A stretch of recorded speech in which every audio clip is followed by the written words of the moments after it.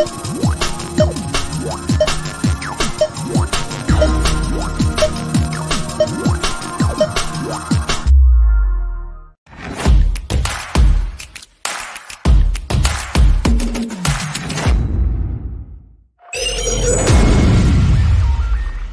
watching SKST Radio.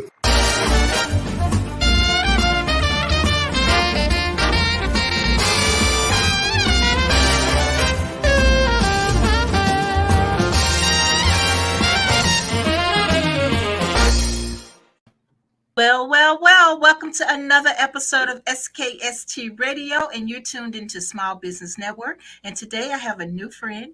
He goes by the name of Todd Mitchell. Hi, Todd. Welcome to the show. Hi, how you doing? I'm great. How are you? I'm doing outstanding. Happy to be here. Well, thank you for being here. Man, I tell you, it's been a journey, huh? Yeah. Several months scheduling out, that's been a challenge for us here at the studio. So thank you so much for being here. I know it's been a while. So thank you. So tell us who you are and what you do for a living. So my name's Todd Mitchell, and I'm the owner of Cybersecurity for Biz. And basically, I provide assistance getting small businesses into compliance with any state, local, federal, or industry regulations that they have to meet. For example, like medical people with the HIPAA, and the financial industry all needs to be PCI compliant with the payment cards, and they have a lot of other regulations on how they can handle your social security numbers and your bank account numbers and things like that. Oh, wow. That's very interesting. Yeah.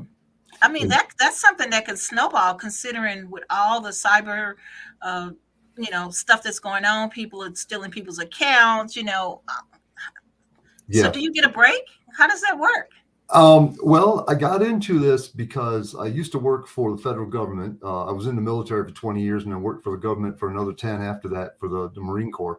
And I'm retired Navy. And while I was working I was developing software, which is heavily cybersecurity intensive, because the software we were developing was for the top secret military networks. And as we were doing this, a couple of my friends that own their own businesses got into situations where they needed some help.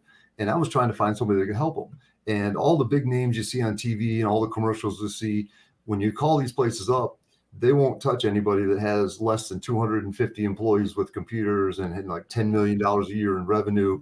So if you're a solopreneur or, work in a private practice someplace and only have one or two employees, there's nobody out there to help you. So I ended up helping my friend in my spare time, and he convinced me to quit the corporate life, so to speak, and open my own business. So now this is what I do for a living, and I focus exclusively on less than 20 employees. My main target audience is 0 to 5 employees. So I'm the little guy helping all the other little guys.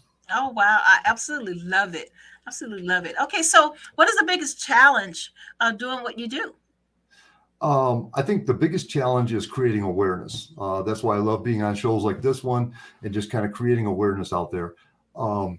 People have this misconception that a hacker is some guy in a hoodie in his mom's basement clacking away on a keyboard in the middle of the night. And that may be where ransomware and malware come from, but that's not how you get hacked. You get hacked. Over 90% of hackings and data breaches are caused by human error. We're our own worst enemies. We're the ones that share passwords. I mean, everybody is guilty of this. That's why Netflix is cracking down, because most people have a dozen people know their Netflix password. We don't have strong enough passwords, or we get lazy. We don't do data backups as often as we should, or we don't bother to keep our software up to date, so it's vulnerable to the issues with that is if there's a known way to hack into let's say QuickBooks, and QuickBooks fixes it, but you haven't done any patches to update QuickBooks, you still have that vulnerability. So all the bad guys know how to get in. So just these human behaviors, and that's what I'm trying to do is get people to just, think before you click, so to speak. I like it. When you see that email saying that your rich uncle in Nigeria is going to send you $1 million if you send him $1,000 first, don't click it. That kind of stuff. But so I think that's my biggest my biggest passion and my biggest struggle is just creating awareness for people to just be aware of the dangers that are out there and the things that they can do themselves kind of cheap, free, and easy just by changing their way they do business a little bit. Right. You're dead on, because we recently had something going on here at the studio. And you know what? We came to the conclusion, I didn't, but everybody else did. We came to the conclusion that I was the problem. And they absolutely right. I was the problem. I am the person that logs on to every computer in the studio, opening up all my accounts, da da da da da da da. Well, it's my fault. And then we had employees come and go. So we didn't change passwords. It's just everything you said is dead on. And that we have to be more cautious and more aware of what we're doing. And so, that's so crazy that you would say that. I think of it like this. I like to put it into a non-computer analogy. We're in a growing phase right now. Now it's second nature. You teach your children to look both ways before they cross the street.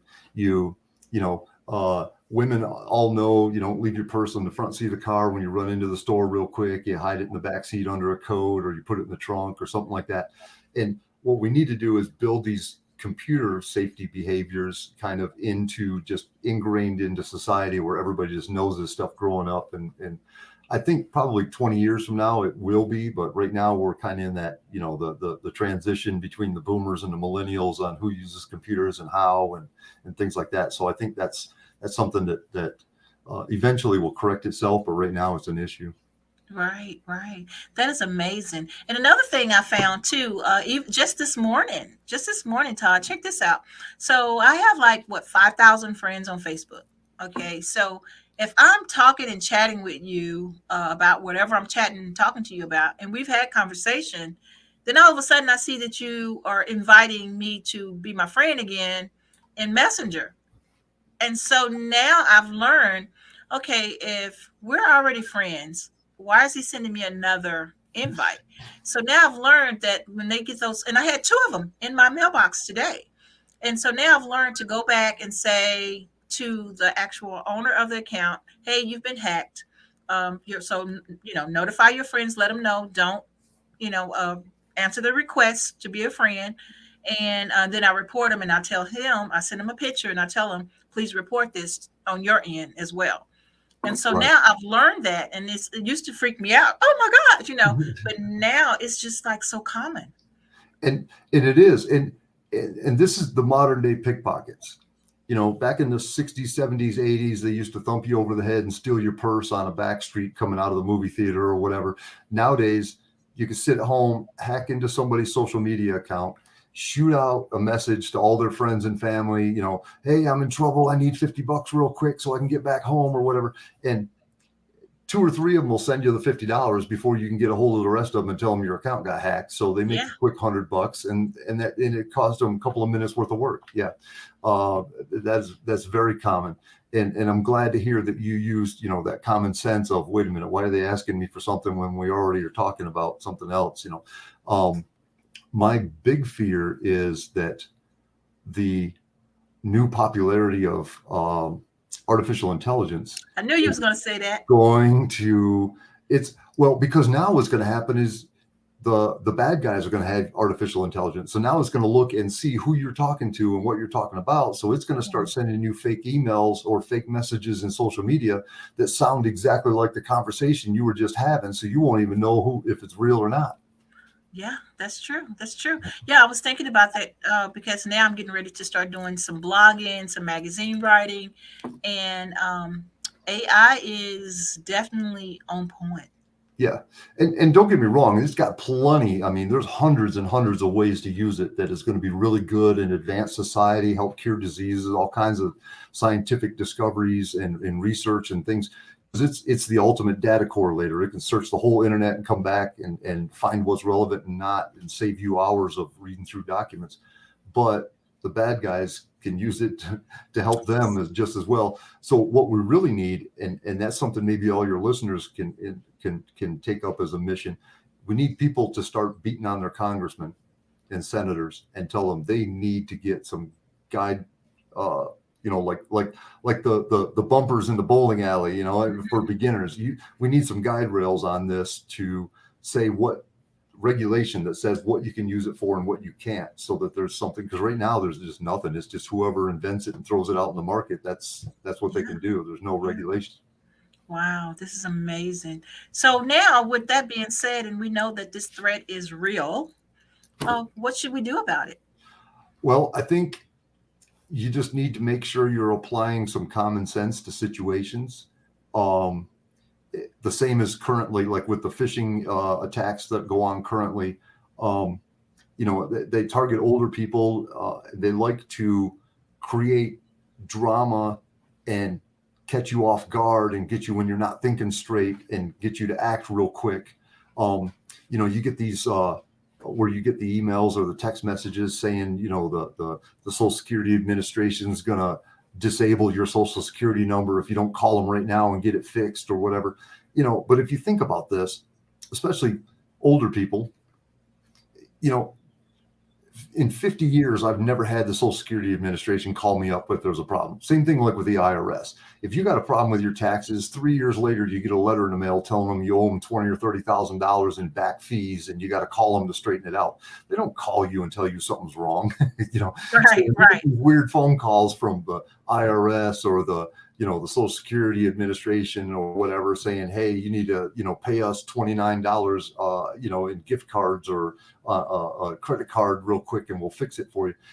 That stuff is just, and if it sounds too good to be true, it probably is. Yeah.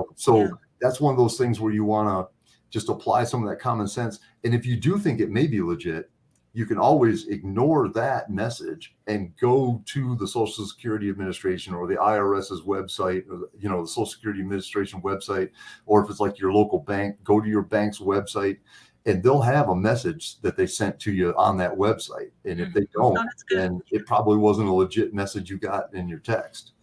Right. Going back on that subject, what happened to me, I ended up looking at a video, right? I went through the whole thing with this bank, and they did everything step by step.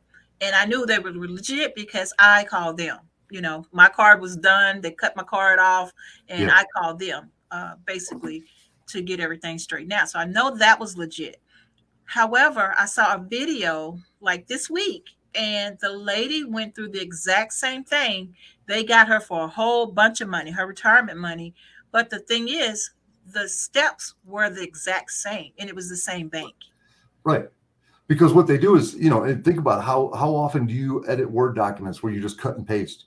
I mean, it's easy. I can take a legitimate email from my bank that says do this, this, and this, cut and paste it, stick a different little logo on it, even make up a website that's, whatever. Instead of Bank of America, it's, maybe Bank of America, but the O is spelled with a 0. So that's a totally different domain name and website. But to you looking at it, you just think it's from Bank of America. So you go right to it and do your thing. And that's why I always recommend some of the biggest safety things is when you get those messages, either text or email, if it's on the computer, it's real easy. And hover your mouse over it, and it'll show up down in the bottom corner of your browser of where it's getting ready to send you. And if that's not the same place that you think you're going to go, don't click that button. Don't click it. Don't click it. That's amazing. So your work is, I'm telling you, you small business, but I don't see you being small business for long because you are in high demand right now. And so, so how does that work for you? I mean, you're solopreneur, or do you have help? No, it's just me. Right now, I keep a kind of a low volume, and but I have hopefully, if my volume of clients increases enough, I'll start bringing on more staff. I won't ever really grow too big. It's kind of my mission is to stay small. So I may hire 2 or 3 employees, but I'm not going to become I don't want to be one of those nationwide franchise corporation things. I'm trying to stay small on purpose because I need to stay for me to be able to adequately protect small businesses.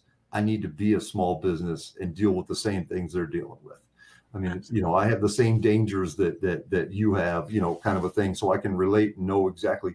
And also I have the same inconveniences, because some of these things, I mean, if you really, really, really want to make yourself safe, you take all your electronics, stick them in a lead box and bury it 6 feet deep in your backyard and you're good.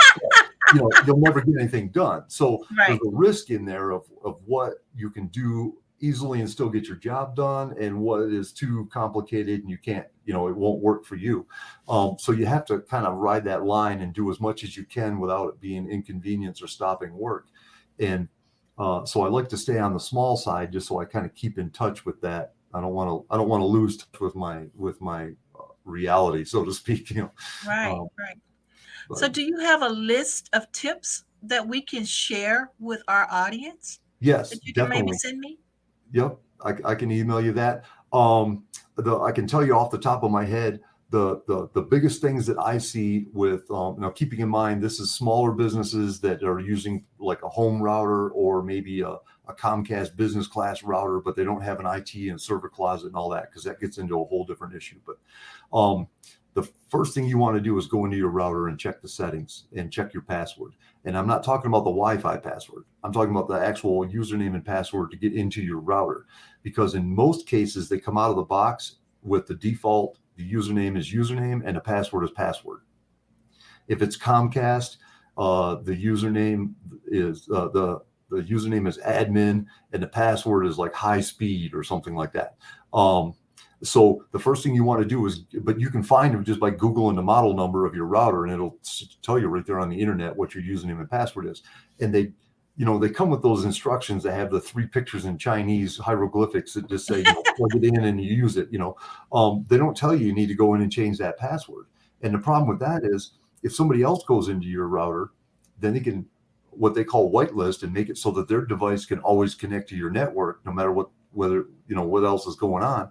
And the other thing that I found too is a lot of times the router has antivirus and anti-spam capabilities built into it, but it's not turned on by default. So you need to go in and adjust those settings and turn that stuff on and make sure the password to that is secure so nobody else can get in there. That's one thing. On computers, I would say make sure your Windows updates are set to automatic. Or if you're on an Apple, make sure they're set to automatic.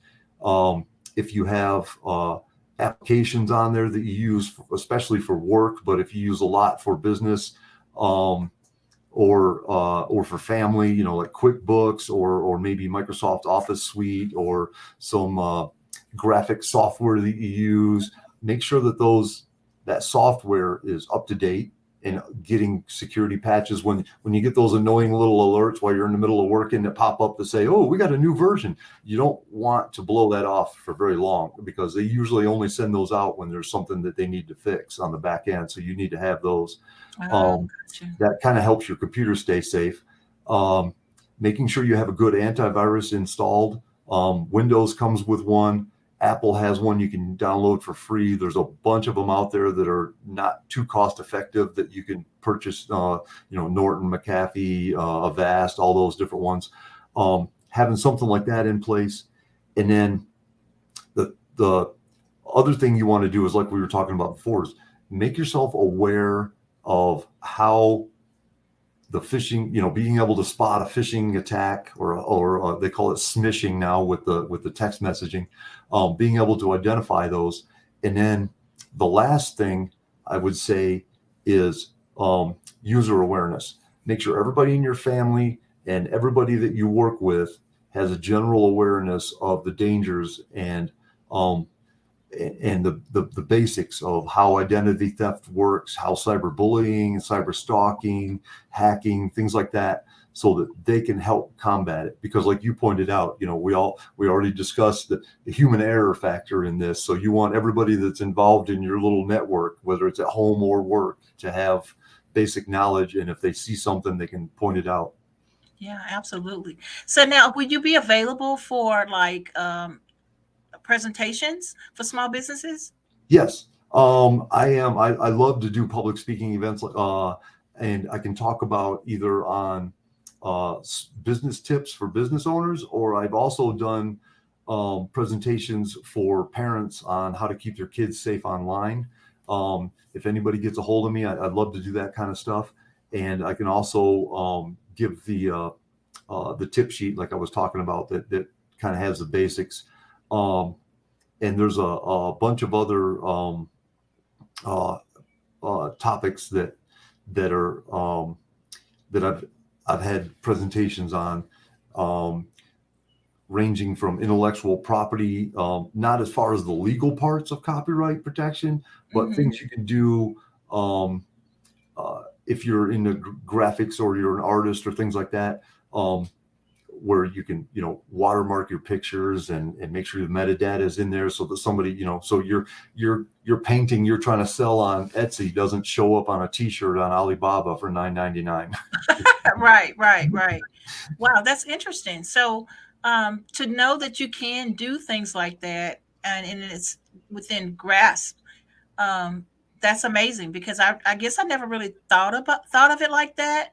But I do know a lot of things that we do here at SKST. I'm always saying I should be patent. That should be mine. I don't want to share Right. this information. It's mine. I wrote this book. I wrote this. I wrote that. And so to even think outside of the box for something like that, that's amazing. And it kind of goes against the grain. It goes against the grain of thought. You get somebody who's excited that has made this huge, 2 foot by, 1.5 by 2 foot painting that they hand painted, took them 2 years to do. And now the first thing they want to do is take a picture of it and stick it on Facebook so they can promote themselves. And then anybody who wants to can just right click and download that thing and has the image. You can do whatever they want with it. So, I mean, you think back to like when you got your senior pictures in high school, that thing said proof all over it. You can barely see your face, watermark that thing, stick your logo, stick your name all across it so that if somebody, and the other thing is if you're putting it on social media, most people are looking at it on their phone. So the picture only needs to be 1 inch by 1 inch. Make that thing small. If they try to blow it up and put it on a t-shirt, it's going to look like crap and nobody will be able to use it, So Nice. Little things like that can really help you out. I mean, because the legal side is after they get caught and after you spend a bunch of money on lawyers to take them to court. These other things are things that I'm talking about that you can kind of just do and make yourself a little bit less of a target in the first place. And then they'll just move on to somebody else. Yeah. It's this whole topic is just like, it could go on for days, because I think about when I first started doing the talent business and things like that in Texas. I remember this lady, she told me, and I think I was telling DJ T Nice this lady told me she was just going to take my name. I had all this affiliated with me, I'm an author and I got all this going on. And she told me she was just going to take my name. And it was like nothing I could do about it because I hadn't patented my own name. I hadn't copywritten my own name. That's crazy. Why would someone have to do that? But you do. You have to. Yeah, it is. Yeah. There's and that gets into the legal side a little bit more than what I know. But yeah, that's the truth of it is, especially when you post, people don't realize that it's kind of like with the media in the news. You notice they may not be able to take and put you on, interview you and stick you on the news without your permission. But if you're walking through downtown on the side of the street, they can take your picture because you're in public. So you have just being in public, you've kind of lost your right to privacy, so to speak. Social media is kind of the same way. I mean, you go blasting your stuff all over Facebook. How do you expect it to not be public now? So that's if it's a product, you want to copyright it. But like you said, people don't think about that. If your brand is your name, like Kim Kardashian, nobody even knows what she sells. It's just her name, It's just her name. Yeah, you need to copyright that name. Yeah. And to me at the time, it was like I was in tears because, I'm thinking, how can this woman do this? And at the time I didn't, financially, I wasn't, I couldn't afford it financially at the time because I was just getting started. And she didn't do it, thank God, but she did threaten. She threatened to do that, and it woke me up to a whole different ball game. I write stage plays. I'm author. I do different kind of programs for school. All kinds of curriculums. And for her to say she was going to take my name, and that's another little trick that I've learned along those lines too, is when you're trying to prove that it's you and prove that something was created by you, take a picture and email it to yourself. That's a good idea. If you make a picture or a graphic or a painting or a digital image or something, and you email it to yourself, today, then 3 years from now, somebody else tries to say they came up with it, and you're like, no, I got it on email from 3 years ago. So, Yeah, that'll that's help a you good a idea. long ways when it comes to a court battle. Yeah. They call it poor man patent or something like that. Yeah. Well, I remember that when I was writing my book.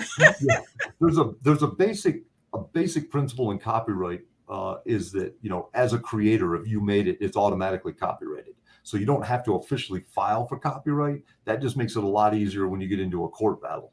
But if you do things like what I was talking about, where you've got proof that you made it at a certain time, then you don't really have to worry about the copyright process, because you're kind of covered with that. But I guess it just depends on how much money you think is going to be involved with you making your brand, and things like that, as to how well it goes back to that risk thing. Is it worth doing it? If you plan on making millions off of your name, yeah, maybe you need to spend $1,000 to copyright it. Absolutely. Yeah. So let people know how they can get in contact with you, Todd. So the easiest way is to shoot me an email, or go to my website and fill out my contact information. And I am pretty responsive about getting back to people that way. Okay. So tell people the email in the web. So the email is consultant@cybersecurityforbiz, with the number 4, just like on my name there. So it's consultant@cybersecurityforbiz.com. And the website is the same thing, cybersecurityforbiz.com. Perfect. I tell you to say it out because we're on radio as well, so they can't see they can't see the tickler going down. So it's all good. Okay, so Todd, I would love to have you back because you got some good stuff there. I mean, it's information that people need to know, especially us small businesses. So this is wonderful. Thank you so very much for being on the show. Thank you for having me. This has been an awesome time, and I would love to come back. Good, absolutely. So give us some words of wisdom. So what kind of words of wisdom could you give to someone who's just starting out in their business? Let's see. Words of wisdom for somebody just starting out. Make sure that you digitally, computer-wise, unique username and password for every user, first of all. So don't share accounts with people. And the second thing is, make sure you have strong passwords, especially the ones you use to log into devices, like your Gmail that you use to log into your Android phone, or your Apple ID you use to log into an Apple phone or an Apple computer, or Microsoft account you use to log into your Windows devices. Those passwords need to be super strong and not used for anything else, because if somebody can get into your device, they can do anything else they want while they're in there. Oh, wow. Great stuff, man. Woo! I'm all scary and tingly now. It's kind of like, oh, what can we do now? Yep.